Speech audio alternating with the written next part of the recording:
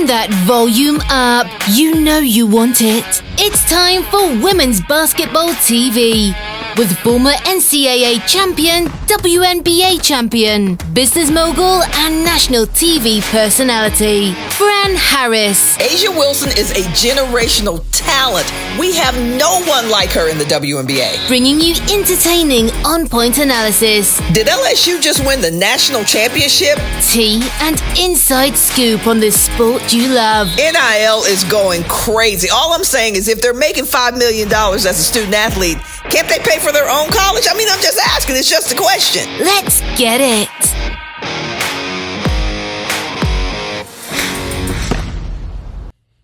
Hey, Hoop fam, if you haven't had a chance to check out what's happening in women's basketball lately, let's do a quick women's basketball roundup. And you know, the theme for me as I look at what's happened in women's basketball over the last week or so is dominance.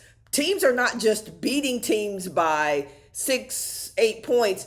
They're drilling them by 30, 40, 50 pieces. So let's go ahead and jump into it. South Carolina continues its dominance at number 1. They are 11-0 at the time of this recording, having beaten Bowling Green 93-62. That's 31-point defeat.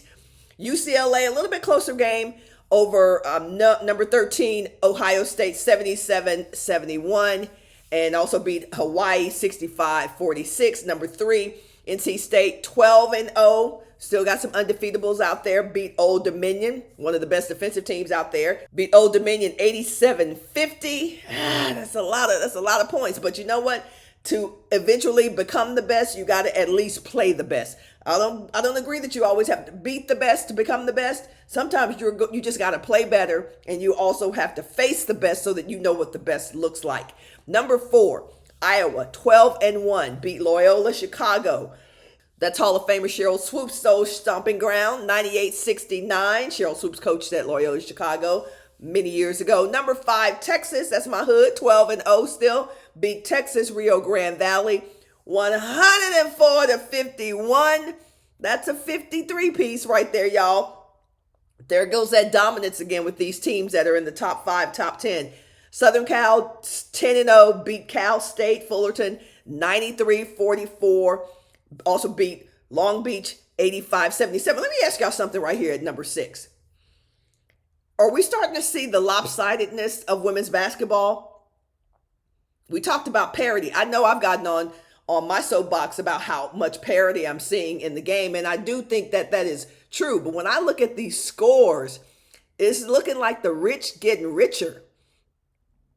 It's looking like the transfer portal has been good to some people.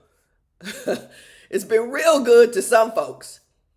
I mean, what do y'all think about that? At this halfway mark of me going through the roundup of what's happened with the top 20-ish, top 25 maybe top 15. But these are lopsided victories, with the exception of UCLA beating Ohio State by 6. These are very lopsided victories. What do you think it is? You think the rich is getting richer? Or you think it's going to even out before we head to the playoffs or even to the conference for that matter, which is where we are now? Let's talk about what's happening past number 6. Number 7, LSU. But first, we pause for a quick message from one of our marketing partners. Hey, real quick, Hoop fam, did y'all know that I wrote the first novel set in the world of the WNBA? And it's called Houston by Morning. It's about a number 1 draft pick in her first season in the WNBA. It's about her kind of shisty agent who likes to work the deals, but also is working his thing as well. It's about a coach who had a scandal in the WNBA and is now trying to get back on top as a coach. And it's about an announcer, a sports announcer who, let's just say, got a lot of game. Y'all need to pick that up. It's available on Amazon as an ebook. It's available as an Audible, and it's available as a paperback. Houston by Morning. Check it out on Amazon. Let me know what you think. Let's talk about number 7, LSU 12-1. That early loss to Colorado. Beat Coppin State 80-48 in a homecoming game for Angel Reese. That was a nice gesture by Kim Mulkey. Go back to your players' hometowns. Play them. HBCU support. Financial wins for everybody in that situation. But I love seeing LSU going back to Coppin State, even though they handed them a big defeat. Number 8, Colorado. 10-1.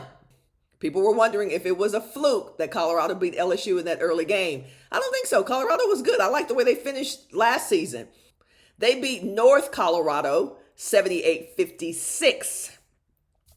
Number 9, Stanford, 10-1, beat UC Davis 92-52. Stanford riding the wave of Cameron Brink, young freshman, but I also think Stanford's one of those teams that's going to be there toward the end.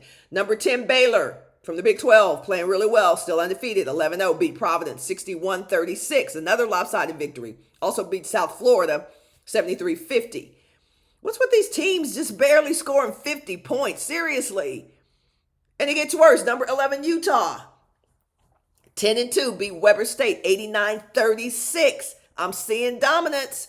I'm seeing the same teams beating people by 30, 40, 50 points. Number 12, Kansas State, 12-1, beat Oral Roberts University 102-59. Y'all got to get out of these 50s. They beat Southern U 84-52. We got to get out of the 50s. That's not fun basketball. Got to score. But when you're playing some of these juggernauts, you're not going to score a whole lot of points. So it's a which comes first, the cat or the mouse, right? Which comes first, the lemon or the lemonade? I don't know. Number 13, Ohio State, 10-2. Lost to number 2 UCLA, as we mentioned, 77-71, but they also beat Belmont 84-55. Number 14, Notre Dame beat Western Michigan 84-47.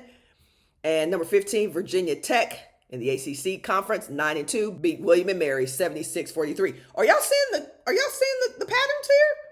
There's some patterns here. There are some patterns. For sure, some patterns right here. We're seeing such lopsided victories. I don't like this. It's making it very predictable. All right, I'm going to chalk it up to literally before the break victories. That's all I'm going to chalk it up to. And understanding that after the break, after the Christmas break, after the holiday break, whatever holiday you celebrate, after the holiday break, I'm looking for some better basketball. I'm looking for the folks who are undefeated and playing well to continue that, but I'm also looking for the people who are dragging in the middle and at the bottom to start playing better. We need to see better women's basketball all around. I don't want to see these lopsided victories as we head into conference. I know sometimes the fans don't like close games, but I love close games.